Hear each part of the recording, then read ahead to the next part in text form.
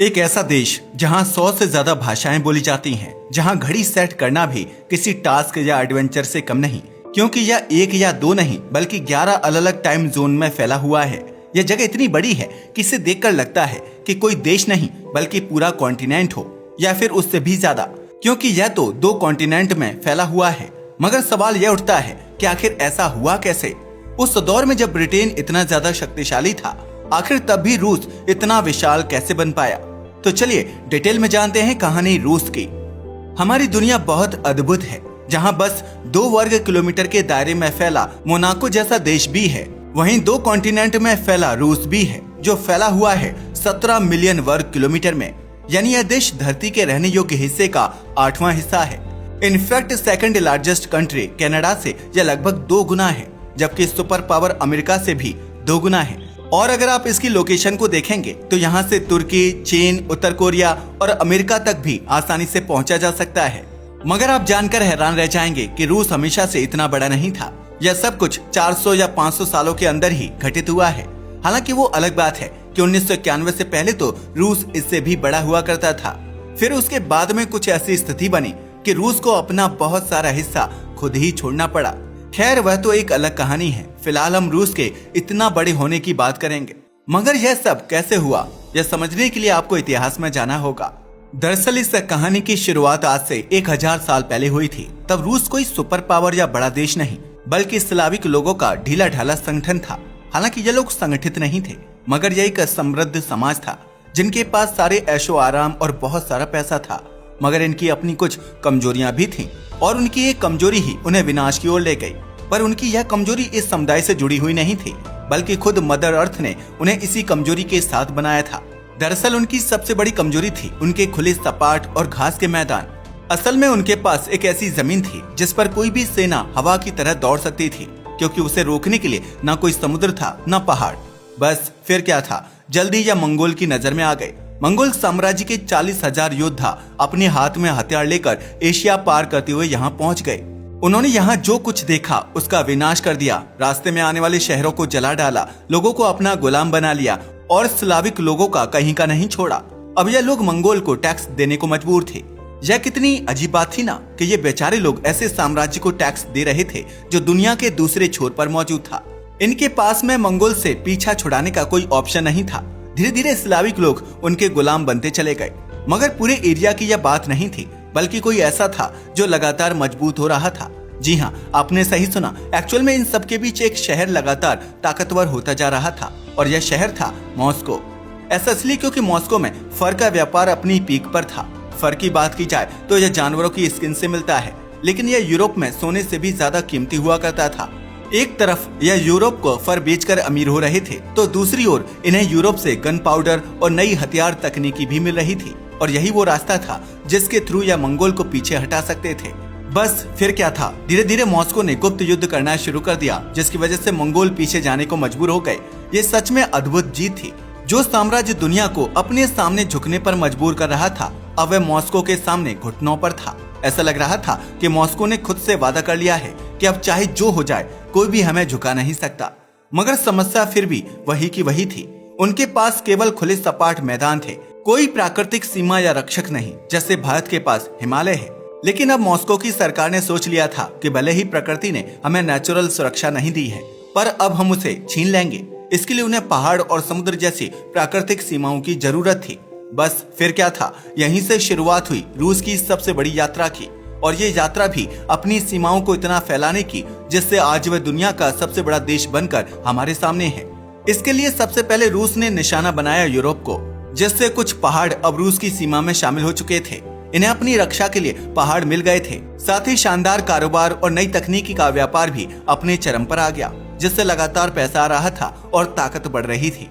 इन्हें एक तरफ पहाड़ तो मिल गए थे, लेकिन अभी भी दूसरी तरफ बड़ा गैप मौजूद था, यानी सपाट घास के मैदान, जिसके थ्रू कोई भी आसानी से मॉस्को तक पहुंच सकता था, ठीक वैसे ही जैसे मंगोल वहां तक पहुंच गए थे।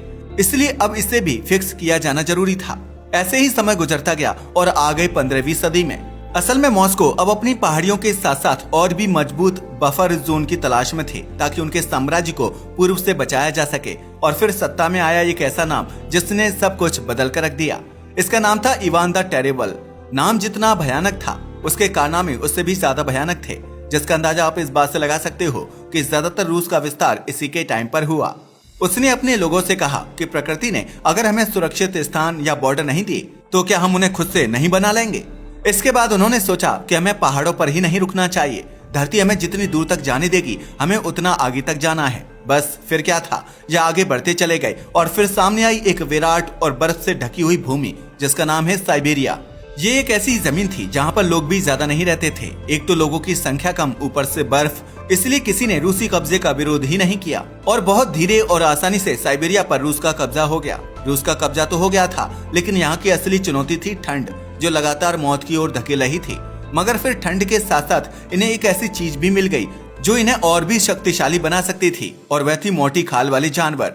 इनकी खाल यूरोप में अनबिलीवेबल प्राइसेस पर बिकती थी। यह सोने चांदी से भी ज्यादा महंगी थी और यही रूस के पूर्व की ओर लगातार बढ़ने का एनर्जी सोर्स बन गया। उन्होंने अपने फैलाव की यात्रा मंगोल जैसे हमलों से बचने के लिए की थी। यह नहीं चाहते थे कि जैसे मंगोल ने उन्हें घेर लिया था वैसी घटना दोबारा हो, इसलिए वे आगे बढ़ते गए। वे साइबेरिया पर ही नहीं रुके और प्रशांत महासागर तक पहुंच गए। प्रशांत महासागर यानी दुनिया का सबसे आखिरी किनारा।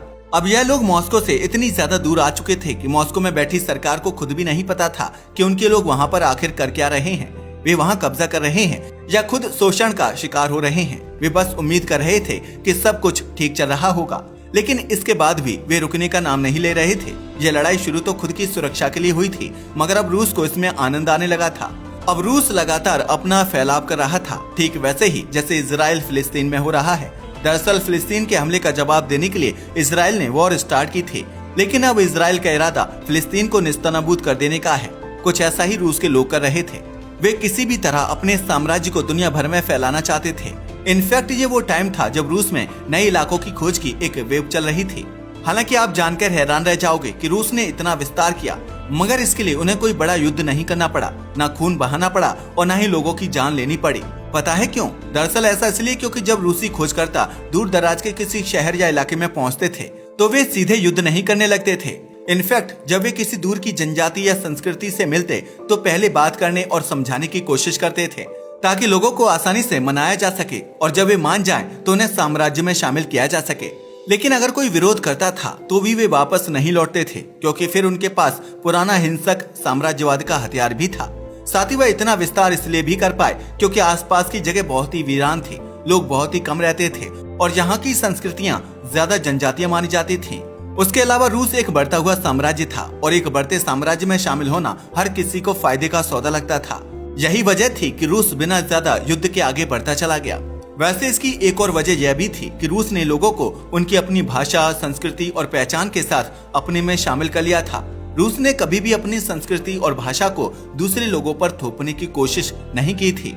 अगर आज के रूस की बात की जाए तो यह केवल एक विशाल भूभाग नहीं है, बल्कि यह 85 हिस्सों में बटा हुआ एक फेडरेशन है जिसमें 22 रिपब्लिक हैं। ये अपनी ऑफिशियल लैंग्वेज और अपनी असेंबली रखते हैं और केवल रूस के अंतर्राष्ट्रीय मामलों से ही जुड़े हुए हैं। यानी आप कह सकते हो कि इस बड़े से देश के अंदर 22 छोटे छोटे देश अपनी अलग पहचान के रूप में मौजूद हैं। इसके अलावा रूस में कुछ ऐसी जगह भी हैं जिनके बारे में शायद आपको पता नहीं होगा, क्योंकि ना तो यहाँ के लोग बाकी रशियन जैसे हैं और ना ही उनकी भाषा और कल्चर। जैसे कि साखा गणराज्य। अगर साखा गणराज्य की बात की जाए तो रूस के सुदूर पूर्व में 31 लाख वर्ग किलोमीटर का एक विशाल इलाका है। इसका टाइम जोन मॉस्को से 6 घंटे आगे है। आप जानकर हैरान रह जाएंगे कि यहाँ के लोग बाकी रशियन जैसे बिल्कुल नहीं दिखते। ऐसा इसलिए क्योंकि इनके पूर्वज उत्तरी साइबेरिया की तुर्किक जनजातियों से आते हैं। इनके पास अपनी अलग भाषा और संस्कृति है। सखा गणराज्य की राजधानी है याकुत्सुक। जी हाँ, ये वही शहर है जिसे दुनिया का सबसे ठंडा शहर माना जाता है। यहाँ का एवरेज टेम्परेचर -8 डिग्री सेल्सियस तक रहता है।